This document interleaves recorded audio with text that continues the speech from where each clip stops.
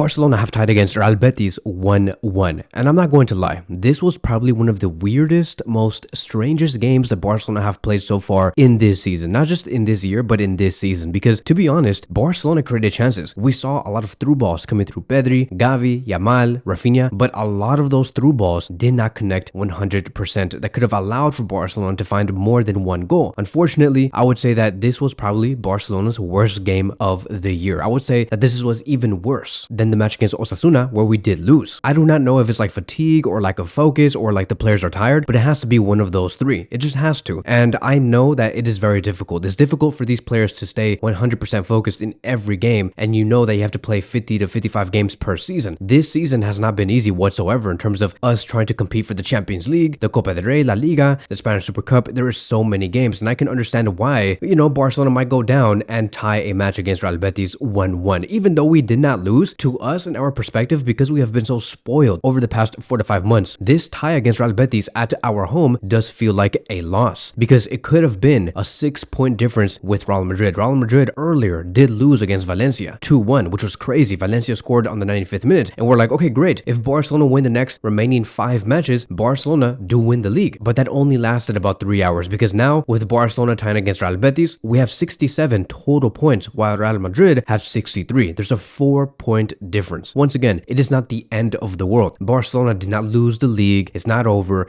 I just think that there could have been a better situation for all of us, which is to have a 6-point difference. But it is not that. Barcelona have failed in multiple occasions in terms of finishing chances, and that's it. There's literally like nothing more. I'm not mad. I'm not happy either. It's just, it is what it is. Barcelona are going to fall down at least once. It's normal. Every great team, from the MSN era to the Pep Guardiola era, there were some games where Barcelona fell flat. And unfortunately for Hansi Flick's Barcelona, today was the day. And thank God that we have gotten this bad game out of our way. Like, it's better than having a bad game way further down this season, like close to the semifinals or quarterfinals or any other match. It's good that we got this out the way, right? Let's take this energy. Let's say that, okay, we had a bad game. We were not 100% focused. Maybe we were tired, but this is not enough and it's not going to happen again. I do think that with a Barcelona that does have a lot of trouble connecting in the final third is a Barcelona that cannot find Lewandowski. It is a Barcelona that does play with 10 men, because without those connective passes, Lewandowski cannot do anything. Lewandowski actually had the least amount of touches in this match with a total of 22 touches. That's it. That's all Lewandowski did. No touches whatsoever, no service. And we all know that when Fermin, Pedri, Gavi, Frankie, Yamal, Rafinha are all on top of their game with Ferran Torres and they connect passes, you get the best out of Lewandowski. And so that is why Barcelona really did struggle. Barcelona did score very early in the match on the 7th minute with Gavi scoring against his previous team. It was very exciting. Ferran Torres got the assist. Lamine Yamal took down like 2 or 3 players. After Jules Koundé intercepted the ball, he passed it towards Ferran, and Ferran laid that ball beautifully for Gavi to finish off the chance. And I thought that at that moment that,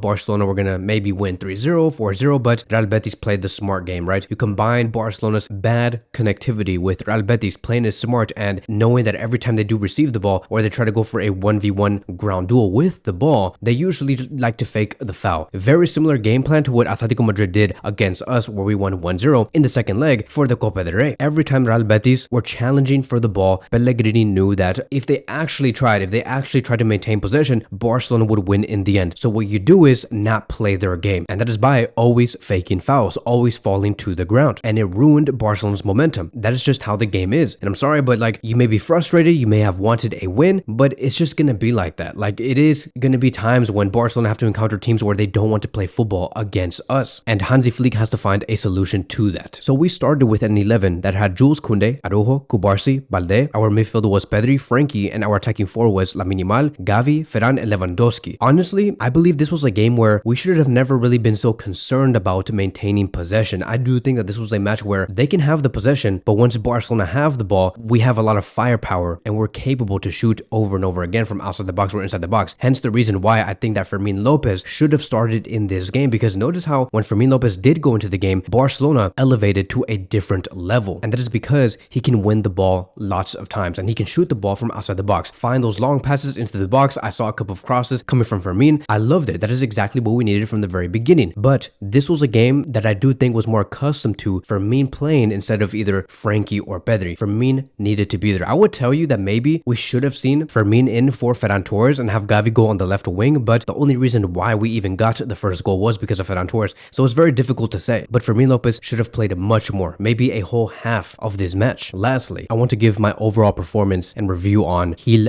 Manzano. Bro, I am so tired of looking at Gil Manzano's face. Like, bro, like out of all games, yeah, he chooses to ref this one. Of course he did, right? There was a moment where he did clash against Gavi and some other like player. I think it was Llorente, and Gavi and Llorente just sandwiched Gil Manzano while Barcelona were trying to go on the counterattack. I'm like, bro, can you get out the way? Like, can you stop? Like, can you stop being such a Madrid fan and trying to stop Barcelona's counterattacks so they can get the second goal? Like, I even saw this other call that Gil Manzano did where, you know, there was a pass going to Gerard Martin. Gerard Martin was about to cross it, but I think it was Batra who touched the ball last minute. It was supposed to be a corner, and then Gil Manzano just said, no, that's not a corner. I don't care if the defender of Real Betis touched it. The ball should be towards the goalkeeper. And we're like, bro, are you serious? Like, dude, like, did you not see that? Like, clearly the defender of Real Betis tackled the ball away outside, and it should have been a corner, right? It was the moment where Gerard Martin was trying to fight for the ball. I also believe that these refs in general need to know when these players are being fouled or not, because everything that Real Betis were doing in terms of like trying to look for the fake foul, Gil Manzano said, foul, okay, play for Betis,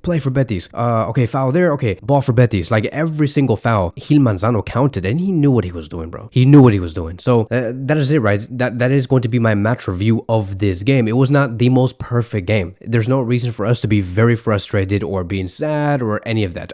In my opinion, I do think that this is a good thing. It is a good thing. It is a good thing that Barcelona got smacked in the face 1-1, which is going to be our worst result I believe we will be having this season. And the fact that we got this out the way, we're going to move on, go to the match against Dortmund and revive ourselves, right? Because maybe it is fatigue, maybe it's mental fatigue, maybe these players are tired, maybe they're too focused on other things, who knows? But out of like the freaking 20 to 25 games that we have played so far this year of 2025, one is going to have to fall. And thank God it's this early and against Real Betis. We'll move on. We have more important games coming up. The match against Dortmund, very important. Against Leganés, another one. Dortmund again, and then Celta Vigo, Mallorca, and then Real Madrid in the final for the Copa del Rey. I want to congratulate all players for giving the best that they could. Once again, not the performance that we wanted, but they gave their best, right? Jules Koundé, thank you for that interception that you gave us that led towards the first goal. Araujo took care of what he needed to take care of. Kubarsi found a few passes. He completed the most passes, right, which was 109 in the match. Balde also had a great game. Pedri, Frankie, amazing. Lamine Yamal was trying to test the defense over and over again. Yes, he had a lot of miscontrols. He lost the ball so many times. It was not the Lamine Yamal that we all know, but at the end of the day, he completed the most dribbles, which was 8, won the most duels, which was 11, but at the same time lost the most duels, which was a total of 8. Overall, he was a protagonist. Gavi, also thank you to him. He scored the goal, created the most chances, which was a total of 2. And so that is it. Thank you guys so much for watching, and I will see you guys in the next one.